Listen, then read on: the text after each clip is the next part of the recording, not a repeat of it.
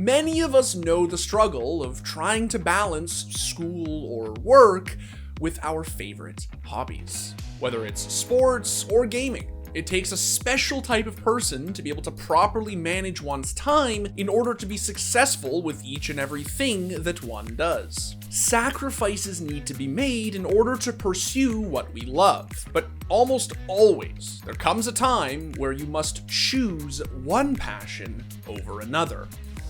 That following day, they asked me to join their team, and that was like a huge life decision because if I would have to leave school, and in my mind, I had already made up that I was gonna try to do this because this is like what I worked towards for years.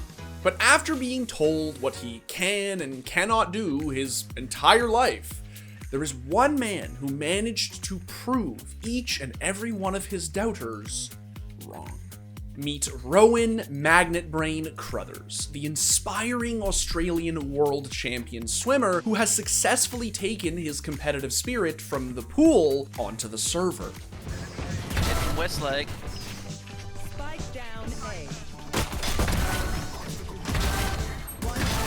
Oh, not bad. Oh my god. Oh, nice magnet. Yes, magnet. One enemy remaining. Nice. No, I built. Nice, good shot. Yay. Now, Rowan might appear to be your average, everyday, cracked e-gamer, and the truth is that he is that, but he's also so much more. You see, on top of juggling the rigorous schedule of being an elite international swimmer and head-clicking enthusiast, Rowan has done so all while living with cerebral palsy. I remember having tests done by doctors that said that I may never be able to walk again. So how exactly did a phenomenal Paralympic champion become entangled in the at times weird world of esports? What sort of obstacles has he had to overcome throughout his life, both offline and in matchmaking? And how is he using his inspiring journey to change the perception of disabilities in gaming? Do you find it difficult to drive? Because you said you have your lower body. Yeah, I use hand controls because I can't coordinate my legs properly. Wait, So what? I have a That's lever that sits below my indicator, and I push it to brake, and I pat it down to accelerate. This guy can change his binds IRL, that is insane.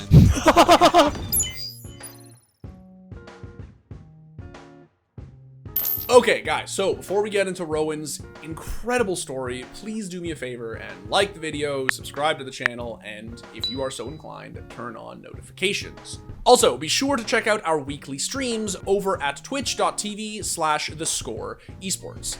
We hang out, play games, shoot the shit with random guests, and occasionally host watch parties. Alright, so before he was terrorizing players as Sova in matchmaking and became a 2-time Paralympic gold medalist, where did this 24-year-old Australian icon's journey begin? Well, Rowan was born in Sydney back in October of 1997, but before he'd even breathed his first breath, he had to overcome an extraordinary amount of adversity. You see, during the time that Rowan's mother was pregnant, she contracted septicemia, a life-threatening blood infection. And in order to protect both his and his mother's lives, doctors were forced to bring Rowan into the world early. I was born at 25 weeks prematurity, which is about 15 weeks early, and I had a lot of associated dramatic stuff that happened around the time that I was born, one of which was resulting in being diagnosed with cerebral palsy, which is a kind of brain damage that impairs fine motor skills and coordination. At the time, my disability was recognized as being quite severe.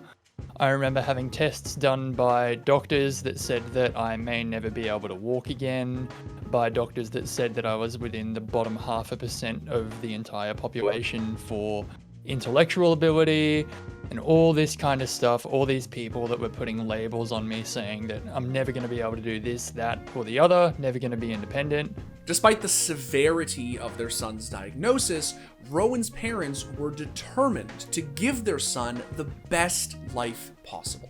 So from his early days, they did everything in their power to help him, including moving the family to Brisbane to be closer to his father's workplace. But on top of that, Rowan's mother began investing more and more time into conductive education, a type of therapy that is commonly used to help children with cerebral palsy become more independent. And it was crucial for Rowan's cognitive and motor development. One of my core memories is eating a little tub of just like yogurt. And it would take me maybe an hour and a half to eat this thing that would take me 20 seconds now, because my mum would sit there and force me to pick up the spoon and put it in my mouth and eat it myself. The moment she gave up and said, all right, I'll spoon feed you, that was over for my brain, and it would say, okay, I don't need to do this anymore. By the age of 7, Rowan had made incredible progress, and it was then that he began a new type of physical therapy, one that would become one of his life's greatest loves. Although, in the beginning, like a lot of kids, he kinda hated it. When I started swimming, I was red hot garbage at it. I actually have school report cards from my first couple years of school that say that I failed swimming and couldn't do anything right at all, just straight F's in all of it. I really didn't enjoy swimming at all, but I understood that I had to do it as a part of my therapy, because swimming is a really amazing kind of sport where you use all of the muscles in your body to stay afloat and to move. But it was around this time in Rowan's life that he discovered another activity that he genuinely loved right off the cuff: gaming. Initially, he played N64 titles like Mario Kart with his sister, but eventually started playing early iterations of Counter-Strike with his father and uncle on PC. For Rowan, gaming offered a world where, in spite of his disability, he could still compete and have fun with his friends and family.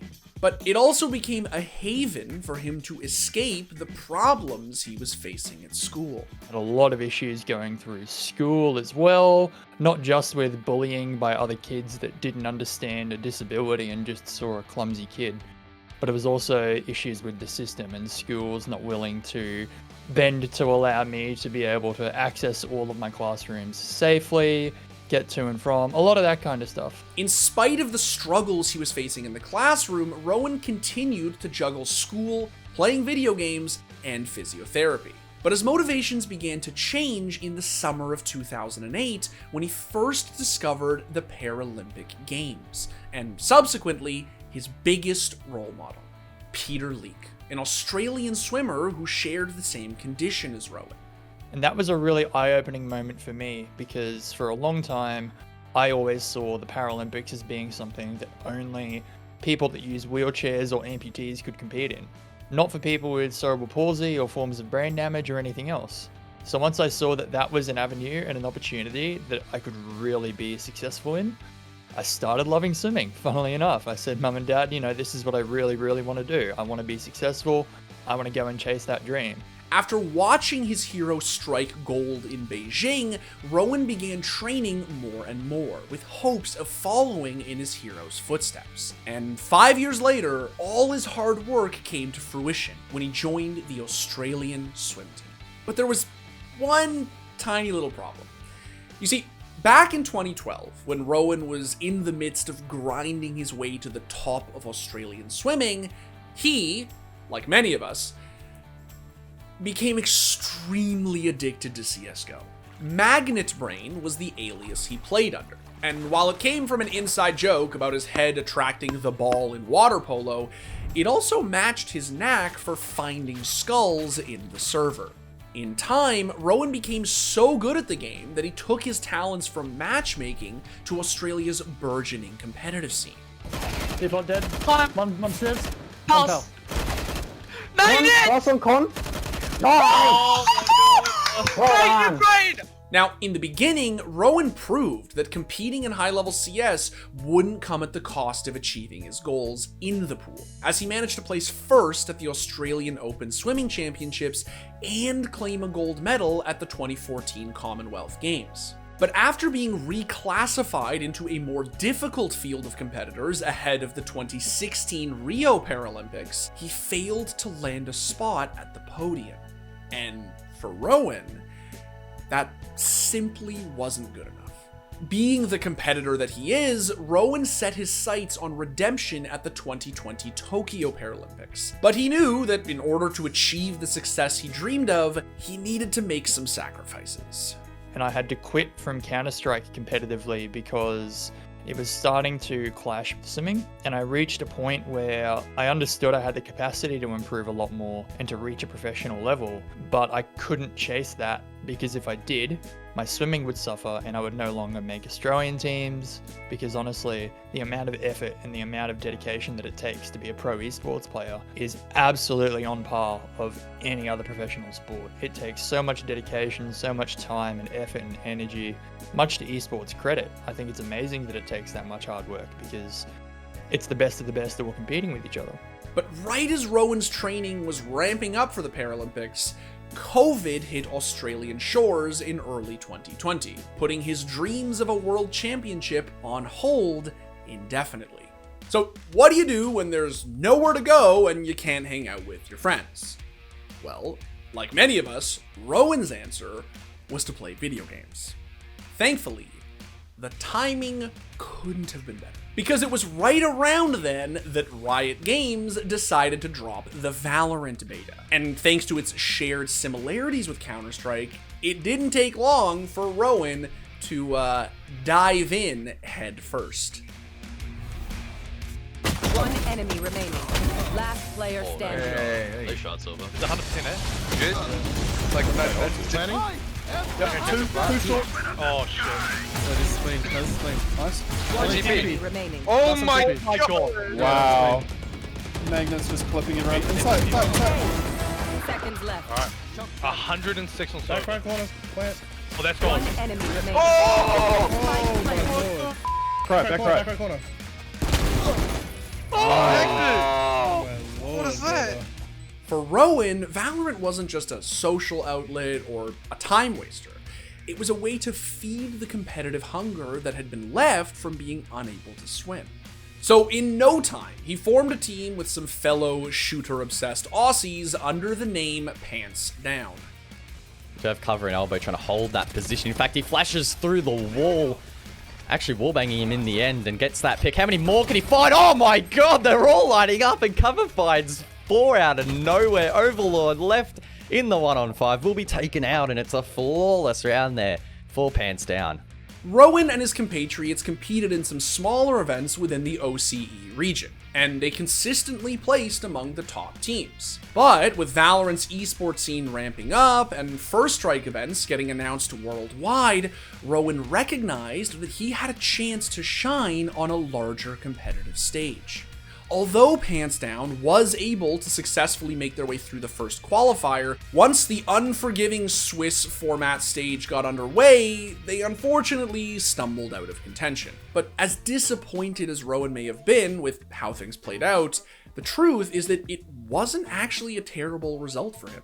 Competing in Valorant had been fun for Rowan, but swimming remained his greatest passion. And with COVID restrictions beginning to loosen up across Australia, he was finally able to resume his preparation for the rescheduled Tokyo Paralympics in 2021. And although he nearly missed out on qualifying for his event, when Rowan turned up to the Tokyo Games, he popped the hell off. Not only did he secure his first ever Paralympic gold medal in the 50-meter freestyle, but he added a further gold and silver to his haul before heading home. But for him, his triumph in Tokyo was about way more than just winning medals. Just imagining the impact that I could have had by winning my medal and speaking in my interviews on many other young kids in Australia and around the world, whether or not they have a disability, to then chase their passions. That's something that's brought me so much joy, so much happiness. After getting home from Tokyo, Rowan's celebrations were muted by his obligation to quarantine for 2 weeks. But that didn't stop his fans from showing their appreciation by sending him food and even hooking him up with a PC to help him kill time. Of course, Rowan was playing Valorant, but instead of competing, he focused his attention more on content creation with the intent of becoming an advocate for inclusivity and accessibility within esports. You see, while the gaming industry has made significant strides over the past couple of decades when it comes to inclusivity, disabled gamers often still find themselves on the outside of the fun due to the challenges that they face, whether that's in the form of bullying and discrimination, or even just a lack of accessibility features. Rowan stands as the latest and arguably highest profile addition to a small but growing group of individuals who are not only trying to raise awareness about the challenges that disabled gamers face, but are also proving that they can compete at a high level and actually have a good time. I'm just really trying to push in the content space and trying to stream Valorant and trying to get that exposure out there for the importance of not bullying other people, and how regardless of whether you have a disability or not, you can still have fun at the game, you can still be good at the game, and you can still make a lot of friends. I think it's really important to have that kind of exposure out there. It goes without saying that the past couple of years have been extraordinary for Rowan. On top of bringing home 3 medals from Tokyo, he was awarded the Medal of the Order of Australia in recognition of his remarkable achievements. But it really is just an incredible honor to be recognized by my own country and my own nation for doing something that is as incredible as winning a gold medal. Since then, Rowan has shown no signs of slowing down. He's continued to rack up medals in the pool and still finds time to bring his winning, positive attitude to Twitch. That's Chamber up on A. That's Chamber dead. Hitting it with a happy face. Spike planted. That's right. That works. Upstairs. Stairs. One main, one default. Main and one aside. Last default. One Nice, side. good retake, guys. Good work.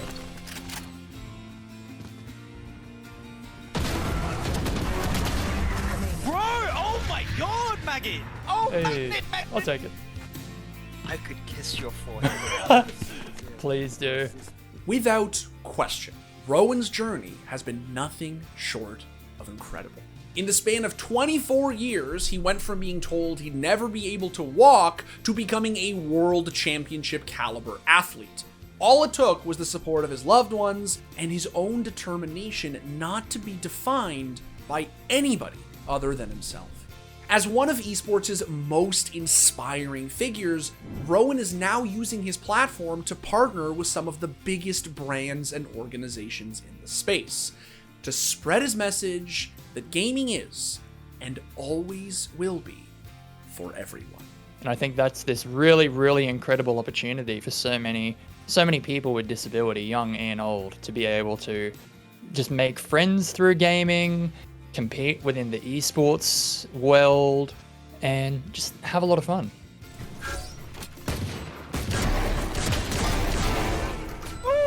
Oh my god. You're so sexy, bro. You are.